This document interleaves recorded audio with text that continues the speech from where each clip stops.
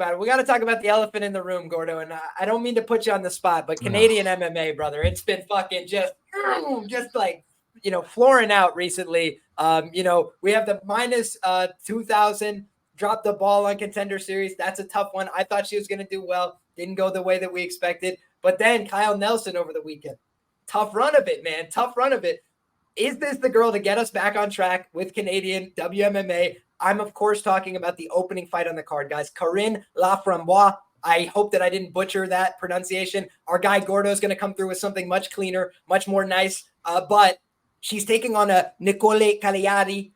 Sounds like an Italian name representing Brazil. And it looks to me like it should be a fun fight. How do you see this one going? Can Canadian MMA get on the fucking board? Let's do a little story time here, because some of you guys who follow the channel, I had my Canada hat on last week. Last week was supposed to be a good week. We had a minus 2,000 favorite, the number one ranked female prospect in Canada. Me and Liam were happy. I was back home in my setup. I was watching fights with my dad for the first time since Christmas. It was nice. We finally get to see Canada succeed. I was telling him, like, hey, this girl, man, MMA Barbie 5-0. She's huge. She's jacked. She's facing this fighter who they don't have any promo on her. Her promo is just her just bouncing around like, ooh. Yeah, like, let's go. Like, oh my God, she's going to murder her. And then she gets knocked out stiff in one of the craziest knocks I've ever seen. And we just sat there in silence. And I'm like, hey, Dad, how you doing, man? What's going on? And I'm like, that's just Canadian MMA. And I tried to will it into Kyle Nelson. But, I looked at the slate last week. I'm like, oh, man, we need some Canadians to bounce back. And you know what we gave? You know what they gave us? They gave us Corinne Laframboise. And if you guys don't know what framboise means in French, that's the raspberry. She's just the raspberry. And I wasn't familiar with her too often. I remember the name a bit too much. But, I go out there and look at her. I'm like, is this really the type of girl to bring us back into success here, into a win? And it's really tough for me to be too bullish on the side of things. And what we do have here is a very even matchup on the odd side of things. Laframboise is someone who is coming off a bit of a layoff. She was supposed to fight last year in Contender Series, but got her fight canceled because she was pregnant. And that is definitely an interesting way to pull out of fights. I think Hugo Kana had that same thing happen to him earlier, but they let him fight anyways. I think it was a good to go. But in this matchup here, I do think when she's coming back after a few years off, there's a lot of things left to be seen about her. She's 35 years old. She's getting up there. She's someone who, almost like Shannon Clark's, likes to utilize that physicality, is a very, very solid grappler. Laframboise is someone who I do think, once she's on top position, is someone who can threaten position, and she has been able to beat this lower level of Canadian competition. She's also fought a decent high level competition, Manon Ferriot, fighting good fighters over there, UAE.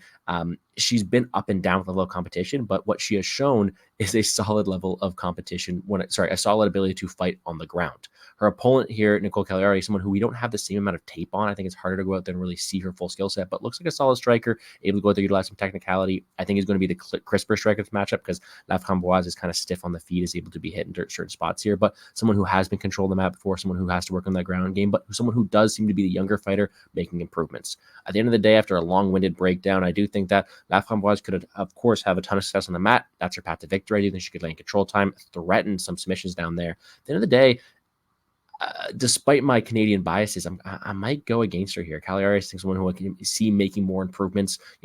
It's a lot easier for me to picture a younger fighter, Caliari, here making improvements rather than a 35-year-old coming off giving birth, right? As much as I want to cheer for Canada, I can see Caliari making this improvement. I think she's a very physical fighter in her own right. I think she can utilize her striking and win the moments on her feet. At the end of the day, although I'm cheering for the Canadian, and I don't know if I have any action on this one, I did end up picking the more dominant striker, someone who I do think is still making improvements on the ground at Caliari, in what should be an interesting fight. I do think Laframboise's success relies on the ground game.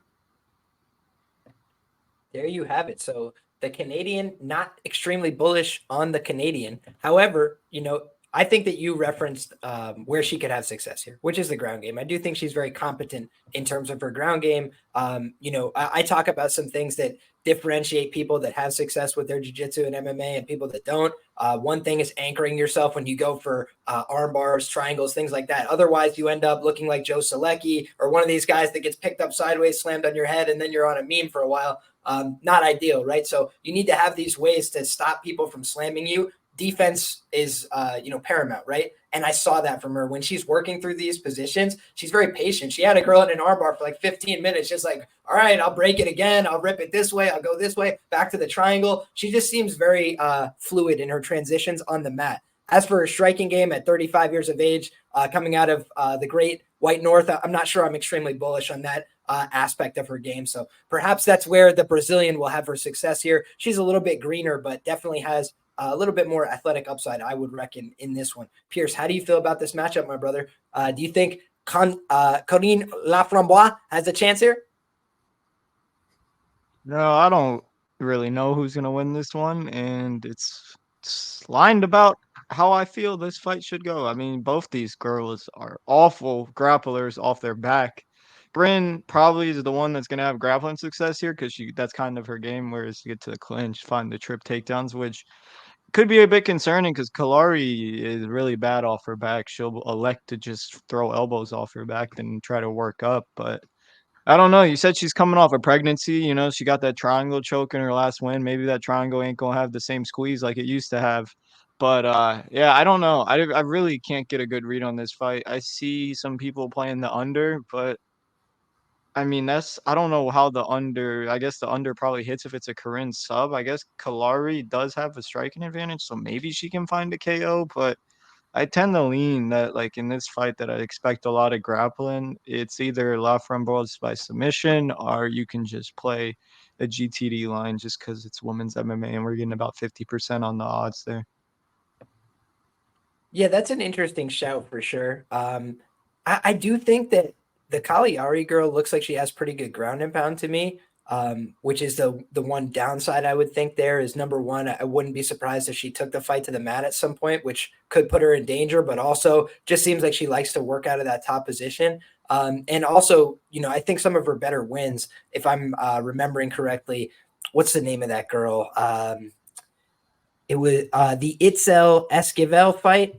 She was able to get on top several times in that fight and have a lot of success. And it was kind of back and forth as well. So I think that the Caliari girl, she's been fighting since she was young, and she's been getting a lot more experience. So for me, I feel like she's probably the side here. I think she's coming on. Corinne Laframboise, I think she's probably submission or bust in this spot. If it's a close decision, that wouldn't surprise me either, but it just feels like Caliari is going to do more work over the course of the 15 minutes until she gasses out a little bit late. She tends to come out with a lot of aggression, a little bit front loaded. She does a lot of movement as well. So I think she looks good in the striking phases oftentimes, but I do worry about what the pace looks like if she comes out hot early and then is trying to keep it going in round 3. That could be when she gets subbed, honestly. So for me, it feels like a fight where, she could blow it a little bit late, but I think ultimately I trust the younger fighter to get the job done here. And if there's one thing I could say, it's like a trend I noticed on Contender Series, younger Brazilian females in closely lined Dana White Contender Series fights feel like the right side. To me, I thought you were going to say the trend you see is Canada losing, so I'm happy with that. Oh, I mean that one too, but I didn't want to be rude, right? So I'll give the positive trend, which is, dude, these like younger Brazilian girls, a lot of times you see them come in and you might even say like there's limited tape or I can't find this, but this girl looks physically in shape. I know she's had a ton of fights and she's been training her whole life. So I'm like probably going to come in with a pretty decent product here.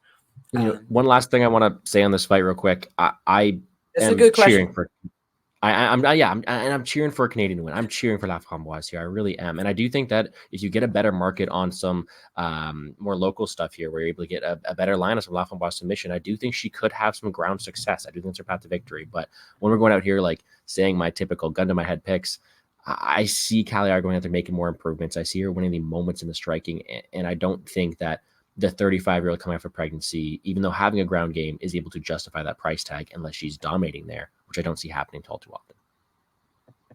Yeah, the other thing I will say is, in fairness, it's a good question from our guy Glenbot, but when you look at Manon Fiorot's record, she's only finished Victoria Leonardo, with all due respect, like on everybody's highlight reel that's fought her recently. And then Tabitha Ricci, who was on extremely short notice and definitely undersized. So I don't think Manon is like a high level finisher at this level. If she fought Caliari when she was 20 years old or something, then yeah, I think she probably would have finished her. But, I just don't know that Manon's like a super potent finisher. She does her tut, tut, tut, and then gets out of range and it's very effective. But that for me is the only point of distinction I would draw there.